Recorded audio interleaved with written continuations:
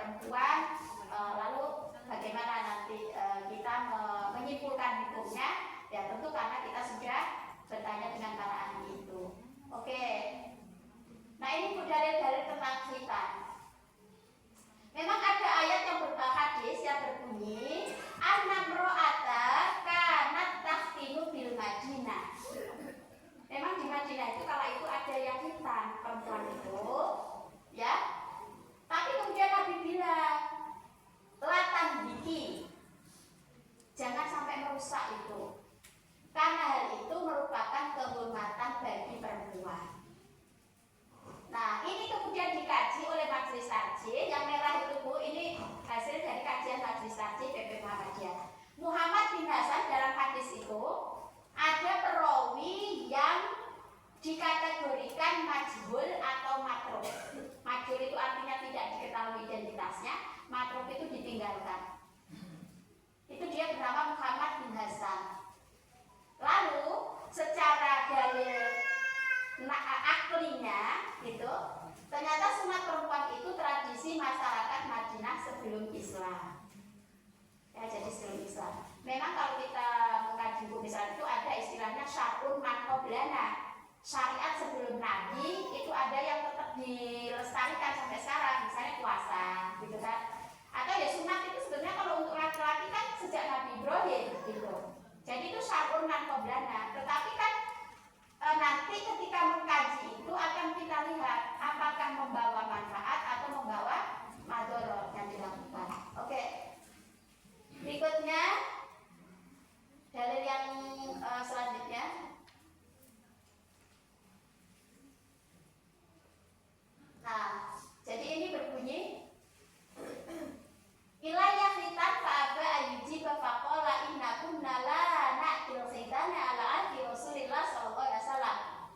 Ini hadis dari Umatiyah. Memang ada yang menyimpulkan pada derajat sahih gitu Bu ya, tapi mayoritas ulama tidak memahami baik tersurat maupun tersirat adalah perintah untuk mengkhitankan anak perempuan. Itu yang ada hanya tuntunan dan peringatan Nabi pada juru khitan perempuan agar mengkhitan dengan cara yang baik dan tidak rusak.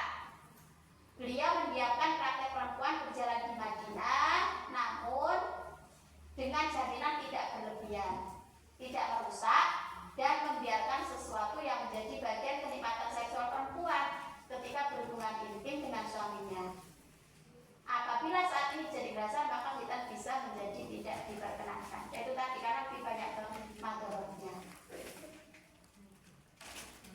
Nah ini dalil yang lain.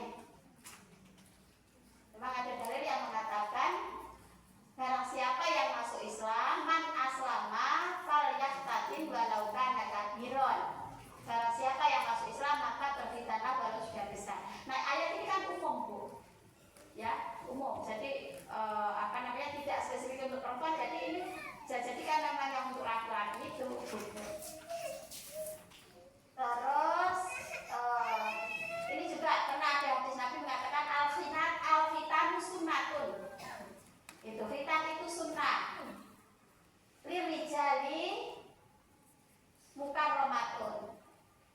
Gini, al-khitanu sunnatun lirijal. Nah itu baca bahasa Arab. Kalau salah titik kok kayak salah itu, tapi saya membacanya al-khitanu sunnatun gitu aja. Padahal itu kelanjutannya al-khitanu sunnatun lirijal. Jadi sunnah untuk laki-laki, mukarramatun lin nisa. Maksudnya dianjurkan untuk perempuan. Kan? Nah, sebentar Mbak. Itu tadi. Nah, hadis ini mungkin bisa menjadi landasan bagi sebagian orang yang melakukan khitan. Tapi ini kemudian dikaji oleh Majelis Tarjih bahwa hadis ini salah satu perawinya itu dia masuk kategori perawi yang namanya mudallis. Mudallis itu menyembunyikan kecacatan hadis dan dia termasuk